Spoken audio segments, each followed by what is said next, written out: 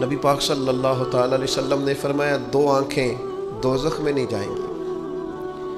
یا رسول اللہ صلی اللہ علیہ وسلم اتنا کرم، وہ 2 آنکھیں کون سی ہیں؟ فرمایا ایک وہ جو اللہ کی راہ میں رات جاگتی رہی، کسی سرحد پر پہرا دیا، کوئی ڈیوٹی کی، کوئی خدمت کی، راہ خدا میں جو آنکھیں بیدار رہی راہ خدا میں، دوزخ میں نہیں جائیں گی۔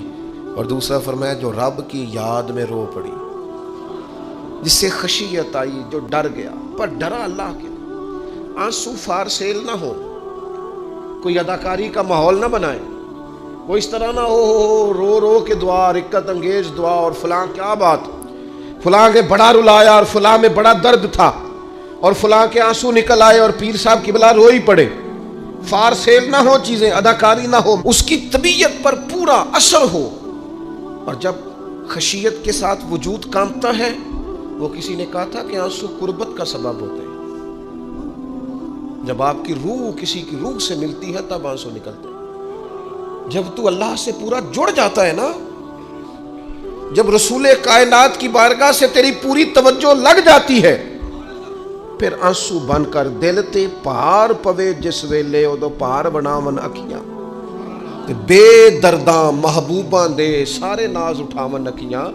عزیز دوست، جب آپ پورے طور پر جڑ جاتے ہیں، او یارو کتنا روئے ہیں مسلمان اقوام متحدہ کے سامنے جا کے، کتنی قراردادیں پیش کی تم نے سلامتی کونسل میں، حتیٰ کہ مسلمانوں کے جو امیر ملک تھے ان کی تنظیمیں بنی، کوئی مسلمانوں کی داد رسی کو نہیں پہنچا۔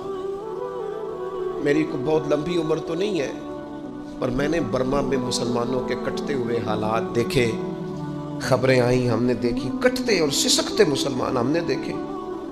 ہم نے دیکھا لیبیا پہ حملہ ہوا اور ٹوٹ گیا سارا ملک، میں نے وہ منظر دیکھا جب غوث پاک کے بغداد میں بم گرے، ہم نے وہ دور دیکھا جب کسی نے خبر دی کہ کربلا میں پھر سے کربلا برپا ہے، ہم نے وہ منظر دیکھا جب پتا چلا کہ پھر سے مولا علی کے نجف اشرف کو اجاڑا جا رہا ہے۔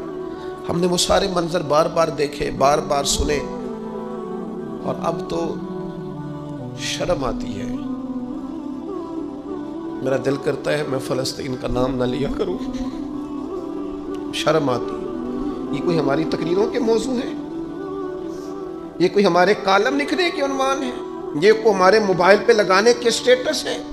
یہ تو شرم سے مر جانے کا مقام ہے۔ یہ کوئی گردنیں اٹھا کے بات کرنے والی بات ہے؟ یہ موبائل پہ ایک دوسرے کو ویڈیو دکھانے کا منظر ہے؟ رمضانوں میں، شاموں میں اپنے اپنے بچوں کو سینوں سے لگا کے افطاریاں کرانے والوں اور بچوں سے پوچھنے والوں کہ پتر تو کی کھانا ہے، اس سے پوچھ لے اس کی مرضی کیا ہے۔ تمہیں پتہ ہے فلسطین کی بیٹیاں بھی سیدہ خدیجۃ الکبریٰ کی بیٹیاں ہیں، وہ مومنوں کی مائیں ہیں تو ان کی بھی تو مائیں ہیں نا۔ فلسطین کی بہنیں بھی صبح قیامت حضرت فاطمہ کے پلو میں پناہ لے گی۔ جو آنکھیں رب کے خوف سے آنسو بہاتی ہیں نا، ان کو اللہ پھر دوزخ پر حرام کر دیتا ہے، پھر وہ جہنم میں نہیں جایا کرتا۔ اللہ کے خوف سے چھلک پڑی، جذبات ابل کر باہر آ گئے۔ سعادت مند لوگ ہوتے ہیں، سعادت مند۔ نبی پاک علیہ السلام نے فرمایا، ترمذی میں موجود ہے، حضور فرماتے ہیں 3 باتیں خوش بختی کی علامت ہے۔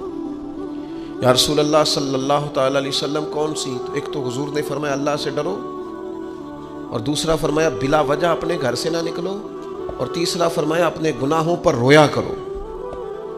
اگر تمہیں رونا آ جاتا ہے تو یہ سعادت مندی ہے تمہارے لیے۔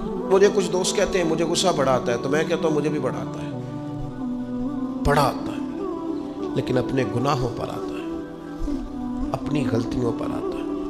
مجھے زندگی میں جتنا غصہ آیا ہے اپنی کوتاہیوں پر آیا، جہاں جہاں مجھ سے سستیاں ہوئی ہیں مجھے ان پر غصہ آتا ہے، اور جب اپنے آپ پر غصے سے فارغ ہوں گے تو کسی اور پر بھی کر لیں گے۔ ابھی تو ڈھونڈتا پھرتا ہوں اے اقبال اپنے آپ کو، آپ ہی گویا مسافر، آپ ہی منزل ہوں میں۔ میرے عزیز، اگر انسان کو یہ سعادت مندی نصیب ہو جائے، وہ کبھی اپنے مالک کے خوف سے رو پڑے، کبھی اس کی محبت میں رو پڑے۔